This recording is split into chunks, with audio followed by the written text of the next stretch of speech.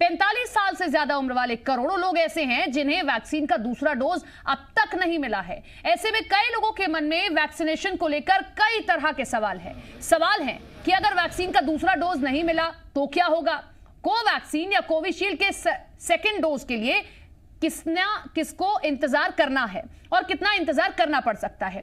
Vaccination से जुड़े हर सवाल का जवाब आपको आज इस शो में हम दिखाएंगे और कोशिश करेंगे कि जो हमारे साथ एक्सपर्ट बैठ रहे हैं हम उनसे हर वो सवाल करें जिसकी शंका आपके मन में है। हर आपका सवाल जो है उसका जवाब मिलना जरूरी है, क्योंकि सबसे बड़ा सवाल यही है कि अगर कोरोना से लड़ना है वैक्सीनेशन ही सबसे कारगर हथियार है। लेकिन भारत में स्थिति यह है कि 45 साल से ज्यादा के कुछ लोगों को पहला डोज तो मिल गया लेकिन दूसरा डोज अब तक नहीं मिला, तो वो इंतजार कर रहे हैं कि दूसरा डोज कब मिलेगा। रही बात 18 से 44 साल तक के लोगों की, तो उनमें से कई हैं जिन्होंने कोविन ऐप पर पहले ही दिन रजिस्ट्रेशन कर दिया लेकिन डोज का, वैक्सीन का अभी तक नामो निशान नहीं है।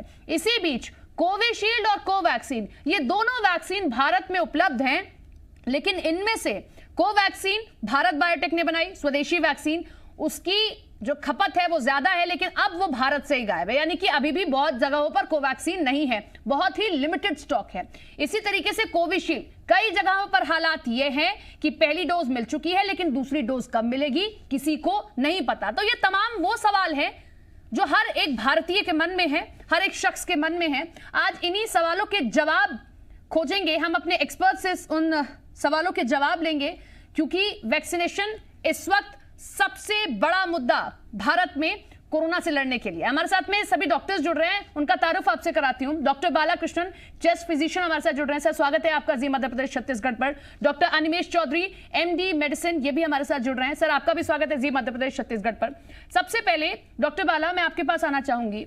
आज सबसे बड़ा सवाल यह है कि वैक्सीन ही कारगर हथियार है, हर किसी ने कह दिया, लेकिन जब 45 साल से ज्यादा के लोगों को वैक्सीन लग रही थी उसमें कई ऐसे हैं, पहला डोज तो मिल गया लेकिन दूसरा डोज कहां है किसी को नहीं पता। सेंटर्स पर रोज जाते हैं, सवाल करते हैं, नहीं पता। 18 से 44 साल वाले लोग ऐसे हैं, पहले ही दिन कोविन ऐप पर रजिस्ट्रेशन किया लेकिन डोज कब मिलेगा, ऐप उनको वैक्सीन कब लगेगा, अब तक कोई नामो निशान नहीं है।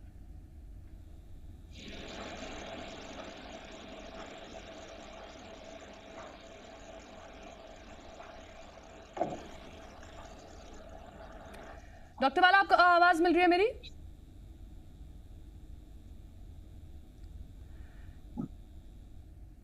सवाल था आपको?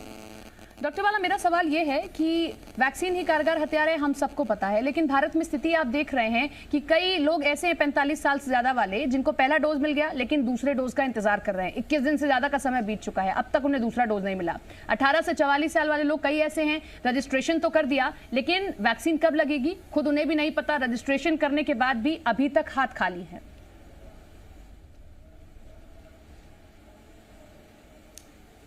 देखिए, इसमें जिस प्रकार से बीमारी बढ़ रही थी और अब धीरे धीरे कम हो रही है लॉकडाउन के बाद, अब का समय ऐसा है कि वैक्सीनेशन ही एक शस्त्र बचा हुआ है, उसके अलावा और कोई रास्ता नहीं है। जहां तक बात है जो 45 साल के ऊपर के व्यक्ति का, जिनका वैक्सीनेशन, पहला वैक्सीनेशन हो चुका है और दूसरा वैक्सीनेशन बाकी है, ऐसे व्यक्ति का, ऐसे पब्लिक का, इनका जल्द से जल्द वैक्सीनेशन होना चाहिए, दूसरा वैक्सीनेशन। अन्यथा क्या होगा, कुछ जो बूस्टरिंग इफेक्ट है उसके कम होने के चांसेस रहेंगे। दूसरा सवाल यह था, जो 45 साल से कम, 18 साल के ऊपर के व्यक्ति हैं, उन लोगों को वैक्सीनेशन की बहुत ज्यादा जरूरत है, नहीं तो ये जो चैन है, इन्फेक्शन का चैन है, ये टूटना काफी धीमा हो जाएगा। ऐसे में लोगों के बीमार पड़ने की शंका और मृत्यु की संख्या भी बढ़ जाएगी। बिल्कुल, ये एकदम सटीक बात है और भारत में ये इसलिए भी जरूरी है कि 18 साल से ज्यादा के लोगों का वैक्सीन सबसे पहले किया जाए, क्योंकि सबसे ज्यादा यंग पॉपुलेशन अगर कहीं है तो वो इंडिया में ही है। मैं डॉक्टर अनिमेश के पास आना चाहूंगी। डॉक्टर अनिमेश, आज एक रिसर्च आती है कि .1.617 जो सबसे घातक वेरिएंट है, इसके लिए कहा गया है कि कोवैक्सीन ज्यादा कारगर है। अब हम ये आपसे समझना चाहेंगे, लोगों के मन में ये सवाल है, जब लोग सेंटर अपने देखते हैं तो सबसे पहले ये देखते हैं कि कोविशील्ड है या कोवैक्सीन है। अगर कोवैक्सीन होता है तो वो प्रेफर करते हैं। ये माना जा रहा है कि नए वेरिएंट से लड़ने में कोवैक्सीन ज्यादा कारगर है। आपसे हम समझना चाहेंगे इन दोनों वैक्सीन में कितना डिफरेंस है, नए वेरिएंट से लड़ने में कौन सी वैक्सीन ज्यादा कारगर है? मेरे हिसाब से कुछ भी अभी कहना बहुत जल्दबाजी होगी। कौन सी वैक्सीन ज्यादा कारगर है? पहली बात, जो वैक्सीन आपके पास उपलब्ध है वह सबसे अच्छी वैक्सीन है, यह चीज मानना चाहिए लोगों को। कोविशील्ड दुनिया में लगभग सबसे ज्यादा प्रचलित वैक्सीन है और उसके बारे में डाटा भी हमारे पास ज्यादा है। कोवैक्सीन डेड वायरस को लेकर बनाई गई है, इसमें कोविड का ही एक डेड वायरस है जिसके हिसाब से वैक्सीन कारगर होती है। कोविशील्ड जो होती है उसमें एक वेक्टर टेक्नोलॉजी यूज की गई है, एंटेरो वायरस को लिया गया है और कोरोना वायरस का स्पाइक प्रोटीन लिया गया है। यह वायरस जो है रेप्लिकेट नहीं कर पाता, तो दोनों ही वैक्सीन सेफ हैं, सबसे पहली चीज।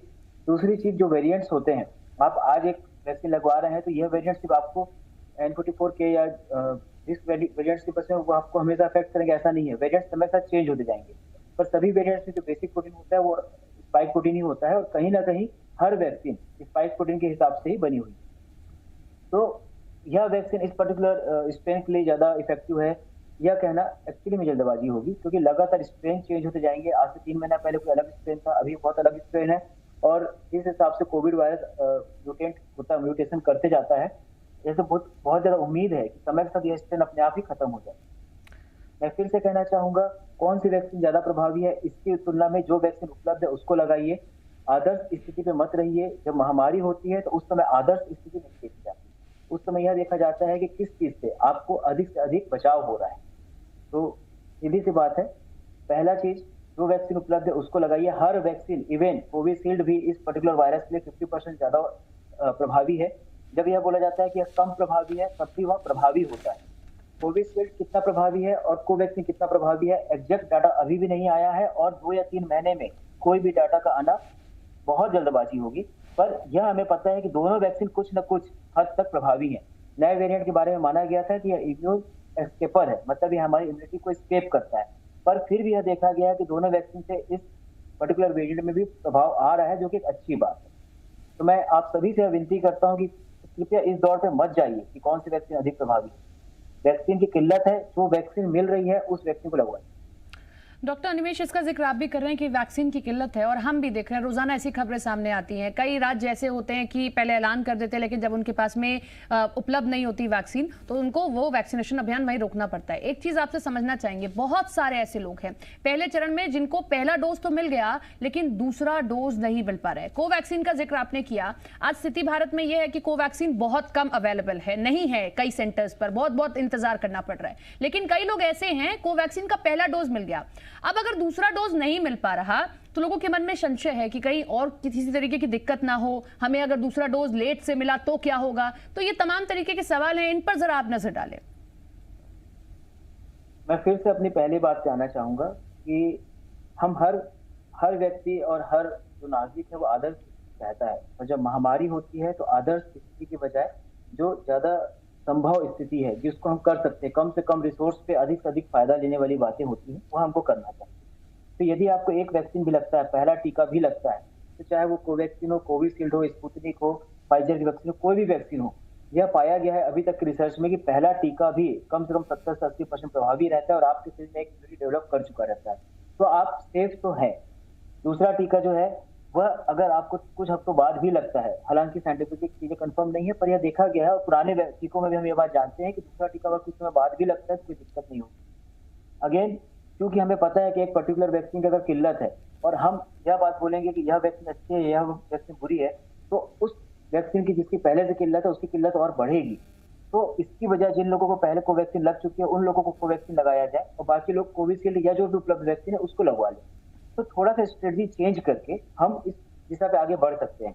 और प्रॉब्लम यहाँ पे जो आ रही है, जैसे कोविशील्ड हो, कोवैक्सीन हो या कोई भी वैक्सीन हो, कोविड की वैक्सीन सभी इंजेक्टेबल फॉर्म में है और इंजेक्टेबल फॉर्म वाली वैक्सीन को आप पल्स पोलियो अभियान जैसे नहीं लगा सकते कि कोई भी आप हर स्कूल में या हर गली चौराहे पे एक पल्स पोलियो अभियान चालू कर दे। आपको सिर्फ एक कोल्ड चेन मेंटेन करना है, हालांकि कोल्ड चेन मेंटेन करना भी आसान नहीं था, पर कोविशील्ड या कोवैक्सीन के साथ आपको कोल्ड चेन मेंटेन करने के साथ साथ इंजेक्टेबल वैक्सीन लगाने वाला स्टाफ चाहिए रहता है।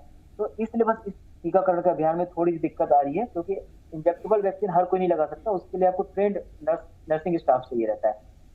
तो वैक्सीन की किल्लत उतनी शायद नहीं हो जितना आपके पास वैक्सीनेशन सेंटर की कमी हो जाती है। और अगेन आपको वैक्सीन कई लोग बार बोलते हैं कि हमने बड़े बड़े वैक्सीनेशन प्रोग्राम किए हैं, हम पल्स पोलियो के हम कुछ किए हैं, पर इससे पहले जितने भी वैक्सीनेशन प्रोग्राम हुए हैं, हर प्रोग्राम पे एक सब पॉपुलेशन के एक हिस्से को ही हमने कवर किया है। चाहे वो पल्स पोलियो हो, 5 साल से नीचे के बच्चों को कवर किया है।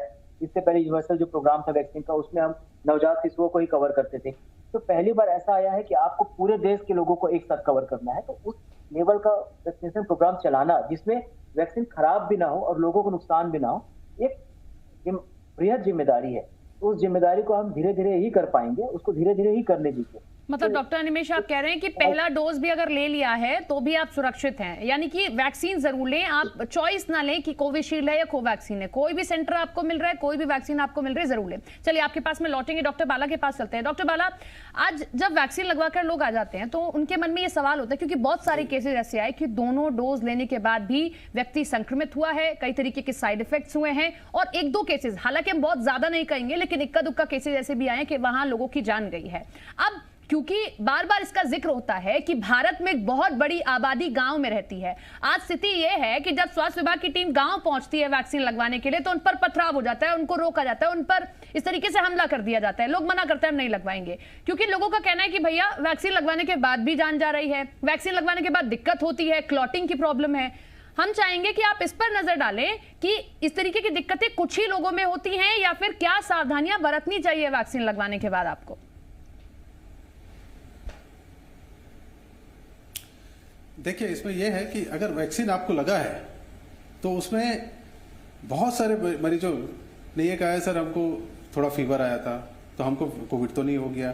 तो ये कुछ साइड इफेक्ट्स होते हैं, कुछ बहुत कम लोगों को होते हैं, ऐसा नहीं है सभी को होते हैं। इसके साथ साथ ये भी समझना होगा जिन व्यक्ति को वैक्सीनेशन हो चुका है, इवन फर्स्ट वैक्सीनेशन भी हुआ है, उन लोगों की डिसीज की सीवियरिटी बहुत कम हो गई है। डिसीज की सीवियरिटी कहने का मतलब है अगर उनको किसी का निमोनिया अगर 60% हो सकता है तो वो 10%, 5% होता है, और कई मरीजों को तो पता भी नहीं चलता कि उनको इन्फेक्शन होकर निकल गया है। तो ये वैक्सीनेशन के बहुत सारे फायदे हैं। दूसरा, इसमें जो सीवियरिटी है बहुत कम हो जाती है और डेथ रेट बहुत कम हो जाती है। डेथ रेट अगर 1000 लोगों की डेथ होती है उसमें से 1 या 2 की ही डेथ होती है पोस्ट वैक्सीनेशन। तो ये बहुत ही मिनिमल डाटा है। और जहां तक ये अवेयरनेस है हमको गांव-गांव और सभी के घरों में पहुंचानी चाहिए कि वैक्सीनेशन ही एक उपाय है कोविड से बचने का, और कोई दूसरा उपाय नहीं है, कोई दूसरा शस्त्र नहीं है। इसमें साथ साथ सोशल डिस्टेंसिंग, मास्किंग तो करना ही पड़ेगा, पर वैक्सीनेशन ही उसका विकल्प है और कोई दूसरा विकल्प नहीं है। उसी से हम पूरे कोविड के फैलने की चेन को, उसके नेटवर्किंग को तोड़ पाएंगे। बिल्कुल, और वैक्सीन लगवाना बहुत जरूरी है, जागरूकता बहुत जरूरी है, और गांव-गांव में जाकर सरकार को, प्रशासन को जागरूकता अभियान चलाना होगा, ये उनकी जिम्मेदारी बनती है। डॉक्टर अनिमेष, यूएसए की बात करते हैं। जो बाइडेन ने कई जगहों पर ऐलान किया कि अगर आपने टीका लगवा लिया है तो उसके बाद आप मास्क से फ्री हैं, बिना मास्क के जा सकते हैं। शुरुआती दौर में जब उन्होंने शपथ ली थी राष्ट्रपति की तो उन्होंने खुद मास्क लगाया था, लेकिन आज जब उन्होंने टीके ले लिए दोनों और उसके बाद में वो भी अब बिना मास्क के चलते दिखाई दिए। अब आपसे ये समझना चाहेंगे कि जिन लोगों ने टीका ले लिया है, क्या मास्क की जरूरत कम है, नहीं है, या फिर अभी भी लगा कर रखना है? बिल्कुल मास्क लगा के रखना है। यह तो संदेश आते हैं, यह संदेश जो हमारे लीडर्स की तरफ से आते हैं, एक्चुअली यह संदेश यूएसए के लिए सही हो सकते हैं। उनके लीडर ने बोला है इंडिया में ऐसा संदेश कभी आना चाहिए, कम से कम 1 साल आपको मास्क के साथ ही जीना है। अगर आप ये सवाल डॉक्टर अनिमेष, हाँ, मैंने इसलिए किया है क्योंकि भ्रांतियां हैं कई तरीके की लोगों में। कई लोग ऐसे हैं कि हमने दोनों डोज ले लिए, अब हमें अगर होगा भी तो हम बहुत जल्दी ठीक हो जाएंगे या हमें नहीं होगा। मैं इसलिए ये सवाल कर रही हूँ कि लोगों की भ्रांतियां दूर होनी चाहिए कि वो अमेरिका है क्योंकि सारी आबादी को ऑलमोस्ट लग चुकी है, यहाँ अभी भी बहुत सारे लोग वैक्सीनेट नहीं हुए हैं। बिल्कुल, मैं वही चालू करना चाह रहा हूँ, यहीं से बात आपकी अपनी स्टार्ट करता हूँ कि पहली बात, कोविड वैक्सीन कोई भी आप लगवाइए, कोई भी वैक्सीन लगवाने के बाद आपको कोविड नहीं होगा ऐसा नहीं है। हाँ, सीवियर कोविड होने की संभावना अत्यंत कम हो जाती है। हम कई बार ऐसा बोलते हैं कि आप हेलमेट लगाएंगे तो हेलमेट लगाने से आपके एक्सीडेंट नहीं रुकेगा, हाँ आपके सर फटने की संभावना कम हो जाती है। पर आप अगर हेलमेट लगा गाड़ी चला रहे हैं तो आपको तेज गाड़ी चलाने की परमिशन नहीं होती है। सेम चीज वैक्सीन के साथ, जैसे ही आप वैक्सीन लगाएंगे तब भी आपको कोविड हो सकता है, और आपको भले सीवियर कोविड ना हो पर आप दूसरों को कोविड फैला सकते हैं। तो इसलिए आपको मास्क लगाना है ताकि आपको कोविड ना हो और आपके परिवार वाले जिनको जो वैक्सीनेटेड नहीं है, आपके आसपास वाले जो वैक्सीनेटेड नहीं है, उनको भी सीवियर कोविड ना हो, पहली चीज। दूसरी बात, कोविड लगातार अपने वेरिएंट चेंज कर रहा है, आपको ये नहीं पता कि इस समय जो वेरिएंट है उसके प्रति आपकी इम्यूनिटी क्या है और अगले जो वेरिएंट आएगा उसके प्रति आपकी इम्यूनिटी क्या है। इस बीमारी को अभी भी हम नहीं समझ पा रहे हैं। इस चीज को सबको समझने की जरूरत है कि एक्चुअली में हम बस नहीं, कोई भी इस बीमारी को पूरी तरह से नहीं समझ पाया है। तो जब तक संभव हो पाए आप मास्क लगाइए। मास्क एक मात्र ऐसी चीज है जो आपको सुरक्षित रखेगी। वैक्सीनेशन आपके पास हथियार है सीवियर बीमारी से, गंभीर बीमारी से बचने का, पर यदि आप वायरस को अपने अंदर जाने से रोक देते हैं, वो वायरस कोई भी वेरिएंट हो, आप सेफ रहेंगे। मास्क आपको एक तरह से 100% सुरक्षा देता है, इन्फेक्शन होने से रोकता है और दूसरों को भी आप इन्फेक्शन नहीं फैलाएंगे। यह चीज मैं बताना चाहूंगा। दूसरा एक भ्रांति जो आप इससे पहले बात हुई, डॉक्टर बालाकृष्णन ने भी कहा वैक्सीन से कोविड होने का, इस भ्रांति को भी मैं क्लियर करना चाहूंगा कि चाहे कोई भी वैक्सीन हो, कोवैक्सीन डेड वायरस होता है, मरा हुआ वायरस होता है, और कोवैक्सीन में, कोविशील्ड में और स्पुतनिक में, इसमें आपका कोरोना वायरस है ही नहीं, एक दूसरा वायरस है जो खुद रेप्लिकेट नहीं कर सकता। तो किसी भी वैक्सीन से आपको कभी कोविड नहीं होगा। दिक्कत क्या होती है कि जब आप वैक्सीनेशन लेने जाते हैं तो वहां पे हम कहीं ना कहीं कोविड प्रोटोकॉल को फॉलो नहीं कर पाते। इसका मतलब जैसे कि हमको प्रॉपर मास्क पहने रहना है और लोगों से दूरी बनाए रखना है, उस चीज को फॉलो नहीं कर पाते हैं क्योंकि कहीं ना कहीं वैक्सीनेशन सेंटर में भीड़ रहती है। अब उस दौरान कोई ऐसा व्यक्ति जिसको पहले से कोविड है वह वैक्सीनेशन करवाने आ गया और आप में से किसी ने भी कोविड प्रोटोकॉल को फॉलो नहीं किया है तो आपको कोविड हो जाएगा।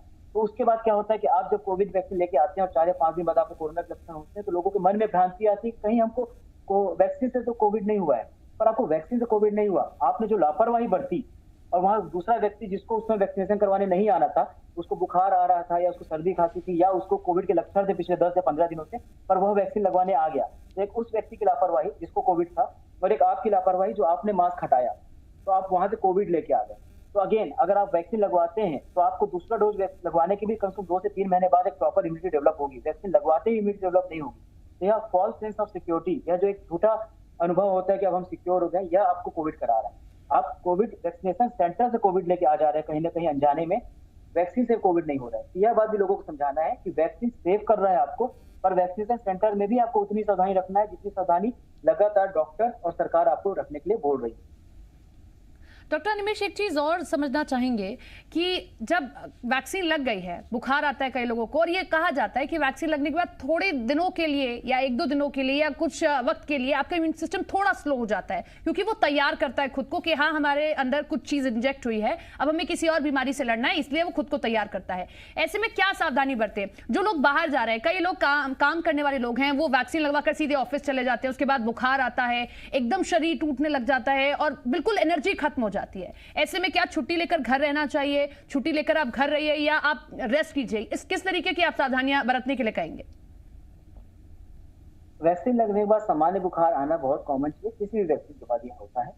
इम्यून सिस्टम एक्चुअली में कमजोर नहीं पड़ता, हाँ वो एक्टिवेट रहता है। तो जैसे आपको सिंपल, जैसे मौसम भी बदलता है तो आपको बुखार आता है, शरीर में कोई भी प्रतिक्रिया होती है तो उसके प्रतिक्रिया के स्वरूप आपको शरीर जो बुखार उत्पन्न कर सकता है। डिपेंड करता है कितना है। अगर हल्की फुल्की हरारत है और आप काम कर सकते हैं तो आप काम कीजिए। अगर आपको लग रहा है कि आप काम नहीं कर सकते, आप थके हुए, तो आप छुट्टी ले लीजिए। 1 से 2 दिन तक बुखार आना बहुत संभावना है। यदि यह बुखार 3 या 4 दिन के बाद भी कंटिन्यू हो जा रहा है तो फिर आपको कोरोना की जांच कराना चाहिए। क्योंकि जैसा मैंने कहा, कई बार ऐसा हो रहा है कि आप वैक्सीनेशन सेंटर से कोविड लेके आ जा रहे हैं, या मैंने कई ऐसे मरीज देखे हैं जिनको 5 या 6 दिन पहले से हरारत हो रही है, हल्का फुल्का बुखार जैसा लग रहा है या बॉडी एक हो रहा है और उनको लग रहा है नहीं ये कुछ नहीं है, वो वैक्सीन लेने चले जाते हैं, जबकि आपको वैक्सीन लेने उस समय नहीं जाना। तो फिर मैं बोल रहा हूँ, यदि आपको बुखार जैसा लग रहा है, गले में खराश है, खांसी है, सर्दी है, कुछ भी ऐसे लक्षण है, तो आप कम से कम 10 से 15 दिन वैक्सीन लेने मत जाइए।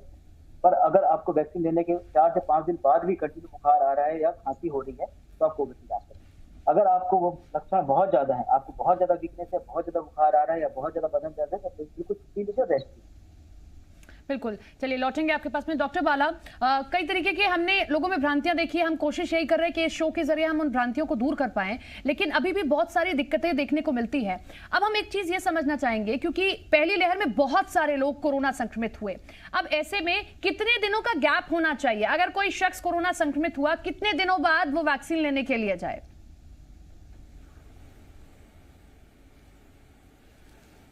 इसमें सबसे जरूरी बात यह है कि अगर किसी व्यक्ति को कोरोना पॉजिटिव हुआ और संक्रमित से उसको रिलीफ मिलने के बाद अप्रोक्सीमेटली एटलीस्ट 6 वीक्स का गैप रखना चाहिए, 6 वीक्स का। उसके बाद ही वैक्सीन लेना चाहिए। और अगर उस पेशेंट जैसे किसी का पहला वैक्सीन हो चुका है उसको दूसरा वैक्सीन लगाने की जरूरत हो रही है, तो बीच में अगर संक्रमित हुआ है तो भी उनको 6 वीक का गैप रखना चाहिए एटलीस्ट।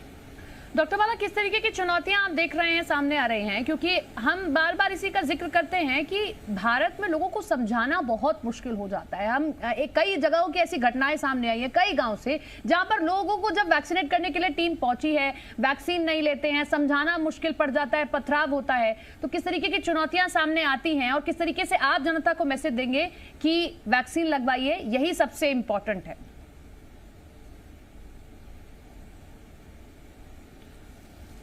हमारे पास पूरे भारत में वैक्सीन को लगाने के अलावा और कोई उपाय नहीं है।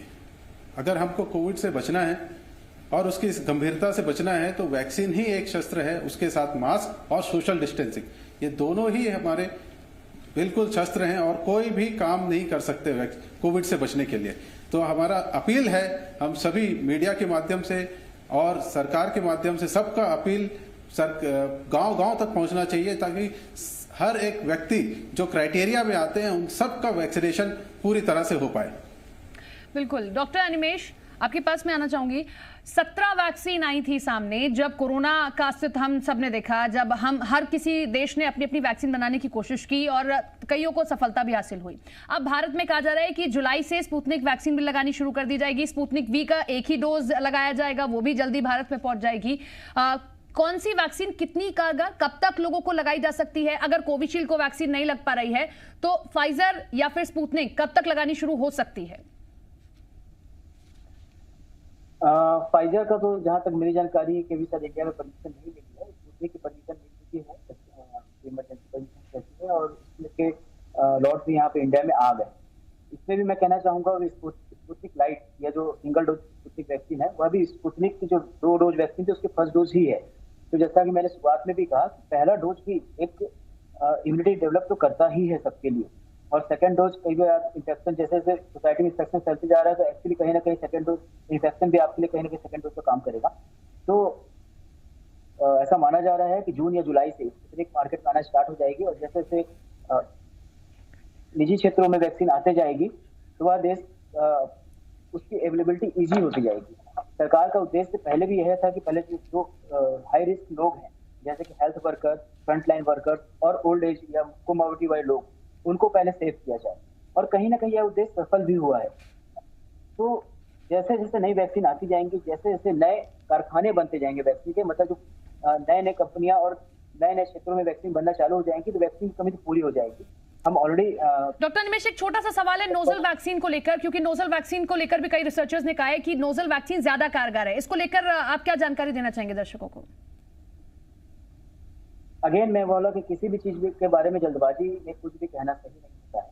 नोजल वैक्सीन एक शानदार कॉन्सेप्ट है, और जैसे कि पोलियो की ओरल वैक्सीन थी, ये उसी कॉन्सेप्ट में कहीं ना कहीं काम करता है। पोलियो की मैं आपको उदाहरण देना चाह रहा हूँ कि पोलियो की 2 वैक्सीन होती थी। एक होती है ओरल पोलियो जो हम पूरे देश में देते हैं, और एक होता है इंजेक्टेबल पोलियो। इंजेक्टेबल पोलियो ज्यादा असरकार होती है, पर हम पूरे देश में ओरल पोलियो यूज करते हैं। कारण ये नहीं है कि उसको देना आसान है।